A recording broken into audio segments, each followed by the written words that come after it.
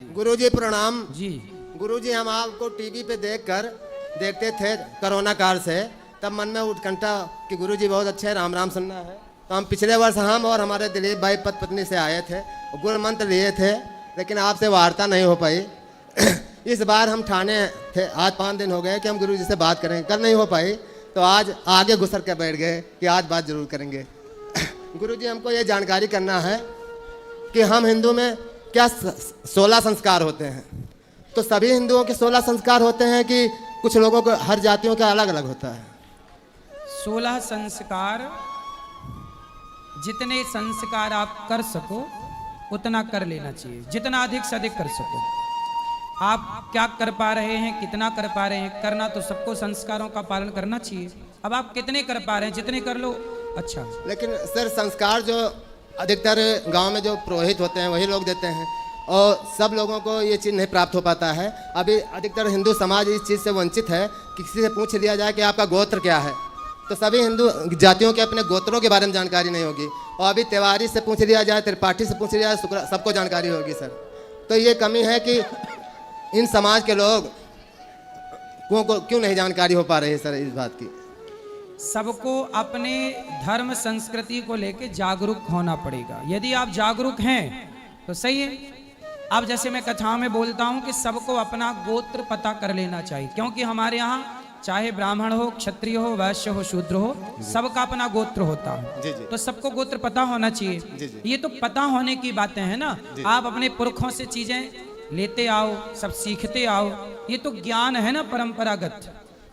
हमारे दादाजी ने, पिताजी ने बताया कि ये गोत्र है, हमें पता है, हम वही आगे बता रहे हैं अपनी पीढ़ी को। जी, हम यादव समाज से हैं, तो हमारे पुरखों से कोई किसी को हमको जानकारी नहीं हुई थी, लेकिन अब हमारे समाज में कुछ बिरहा राग आते हैं, तो उससे गोत्र के बारे में जानकारी हो गई। हम पिछली बार राम राम सुने तो क्या गोत्र है आपका? अत्रि गोत्र है सर। अत्रि, वाह सुंदर। कश्यपोत्रि वशिष्ठस्य विश्वामित्रोथ गौतम जमदग्निर भरद्वाज। तो ये सप्तऋषि में एक ऋषि आपके हैं अत्रि। जी जी जी, है ना? जी जी।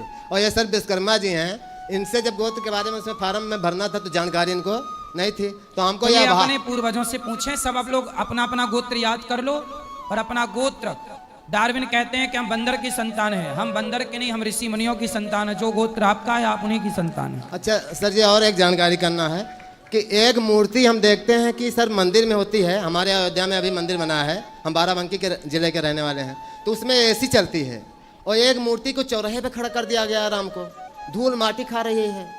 तो सर ये हमको अच्छा नहीं लगता है कि ये कैसा धर्म है। सही है। एक राम को रोड पे और एक राम को एसी पे। ये बात सही कह रहे हैं आप। मैंने भी एक जगह चौराहे पे भगवान राम को देखा मूर्ति के रूप में। दीवालों में सर हर जगह बने हुए हैं, सारी लीला बनी हुई है। इसलिए भगवान का विग्रह वहां हो जहां उनकी सेवा अर्चा पूजा व्यवस्थित हो सके। कहीं भी चौराहे पर, आजकल नेताओं का जमाना है, नेता कहीं भी टांग देते हैं भगवान। अरे योगी जी सर सबसे बड़े महंत हैं, संत हैं वो। अब उनके शासन में हमने देखा अयोध्या में तमाम रोडों पे बनी हुई हैं।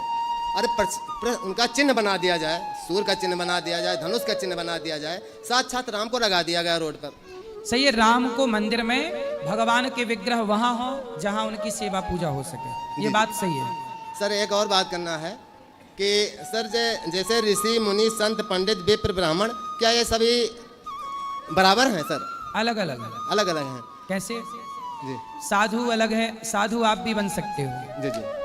आप साधना कर रहे जी, हैं, जी। ईश्वर से प्रेम कर रहे हैं, ईश्वर के प्राप्ति में हैं, सत्य के राह पर हैं, सत्य की साधना है, तो आप साधु हैं। जो मन को साध ले जी, जी। वो साधु। जी जिसने अपने मन की इच्छाओं का अंत कर दिया हो, अब कोई इच्छा नहीं बची, जी जी, वो है संत। अंत कर दिया इच्छाओं का संत, साधु, संत, ऋषि जी, जी। जो रिसर्च करते हैं। जी जी। पहले के जमाने में विमान बनाए ऋषियों ने रिसर्च करके, तो ऋषि जो रिसर्च करें, ऋषि जी, जी। जो मनन करें, जी। वो मुनि। जी जी। जो सर पंडिता समदर्शिनः, जी, जी। जो सब में एक भाव रखे, सब में ईश्वर का दर्शन करे, उसे पंडित कहते हैं। जी जी। और ब्राह्मण सर?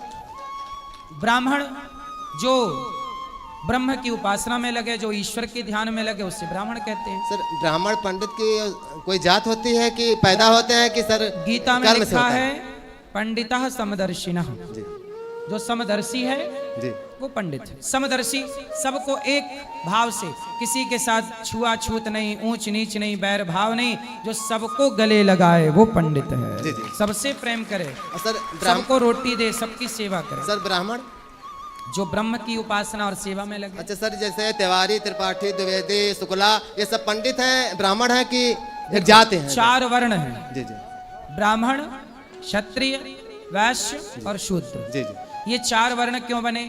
जैसे संविधान बना, जी जी आपको पता है संविधान बना? जी जी जी संविधान कब लागू हुआ? सर 1950। हाँ सही कह रहे हैं, 26 जनवरी 1950। 50 को। अच्छा, संविधान में भी जातियां हैं, जी जी पता है आपको? जी जी जी संविधान में कौन कौन सी जातियां हैं? उसमें सामान्य, बैकवर्ड, एससी और अनुसूचित, हाँ, एसएससी, अनुसूचित जनजातियां, ओबीसी, जी, जी। सामान्य, जी, जी। ये सब जातियां ही तो हैं। जी, जी। अच्छा ये बताइए, संविधान में जातियां क्यों बनी?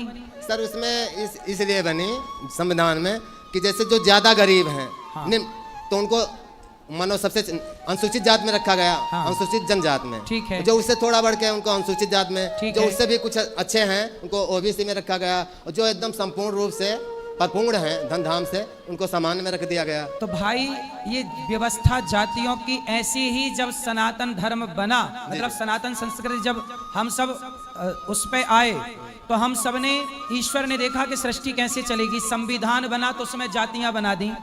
तो गीता में भगवान कहते हैं चातुर्वर्ण्यम मया सृष्टम, जी मैंने व्यवस्था के लिए 4 वर्ण बनाए, ब्राह्मण, क्षत्रिय, वैश्य और शूद्र। ब्राह्मण भगवान के मुख से प्रकट हुआ, ब्राह्मणों से मुखमासीत, बाहु राजन्यः कृतः उरु तदस्य जद वैश्यः। लाइक करें और चैनल को सब्सक्राइब करें ताकि अगला वीडियो आप तक पहुंच सके।